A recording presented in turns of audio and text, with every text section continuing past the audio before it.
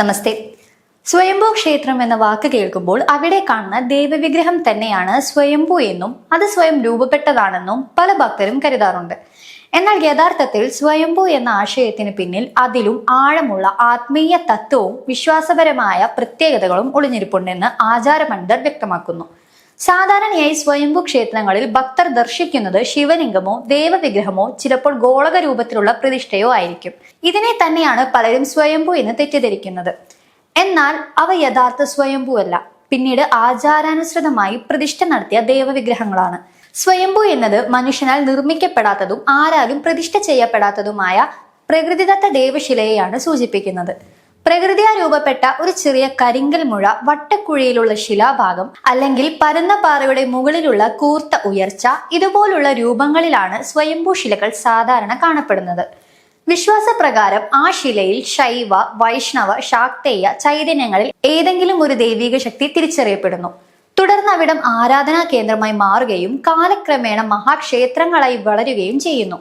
പിന്നീട് ഭക്തർക്ക് ആരാധിക്കാനായി സ്വയംഭൂവിന് മുന്നിൽ വിഗ്രഹമോ ശിവലിംഗമോ ഗോളകമോ പ്രതിഷ്ഠിക്കുന്നു. ഇതാണ് ഇന്ന് നമുക്ക് പല ക്ഷേത്രങ്ങളിലും കാണാൻ കഴിയുന്നത്. കേരളത്തിലെ തിരുവഞ്ചിക്കുളം മഹാദേവ ക്ഷേത്രം, മൂകാംബിക ക്ഷേത്രം തുടങ്ങിയ പ്രശസ്ത ക്ഷേത്രങ്ങളിലും ഭക്തർ ദർശിക്കുന്നത് പ്രതിഷ്ഠിച്ച ദേവരൂപങ്ങളെയാണ്. യഥാർത്ഥ സ്വയംഭൂ രൂപം പൊതുവെ ശ്രീകോവിലിനകത്തോ മറഞ്ഞ സ്ഥാനങ്ങളിലോ ആയിരിക്കും. കൊട്ടിയൂർ മഹാദേവ ക്ഷേത്രത്തിലെ സ്വയംഭൂ രൂപവും അതീവ അപൂർവമാണ്.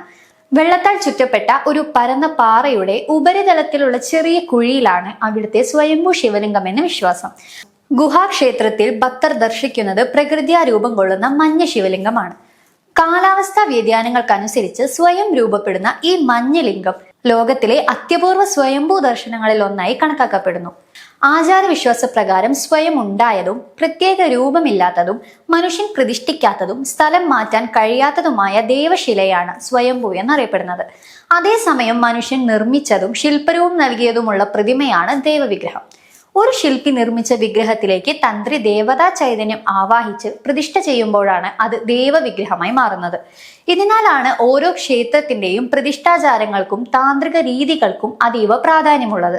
സ്വയംഭൂ ക്ഷേത്രങ്ങൾ ഭാരതീയ ആത്മീയ പാരമ്പര്യത്തിലെ അത്യന്തം പവിത്രവും ദുരൂഹവുമായ വിശ്വാസ കേന്ദ്രങ്ങളായി കണക്കാക്കപ്പെടുന്നു. പ്രകൃതിയിലും ദൈവിക ശക്തിയിലും മനുഷ്യർ കണ്ടെത്തിയ ആത്മീയ സാന്നിധ്യത്തിന്റെ പ്രതീകങ്ങളാണ് ഈ ക്ഷേത്രങ്ങൾ എന്ന് വിശ്വാസികൾ പറയുന്നു. വിശ്വാസവും ആത്മീയതയും ചരിത്രവും ഒത്തുചേരുന്ന സ്വയംഭൂ ക്ഷേത്രങ്ങളുടെ യഥാർത്ഥ സങ്കല്പം കൂടുതൽ ആളുകളിലേക്ക് എത്തേണ്ടതുണ്ടെന്ന അഭിപ്രായവും ഭക്തലോകത്ത് ഉയരുന്നുണ്ട്.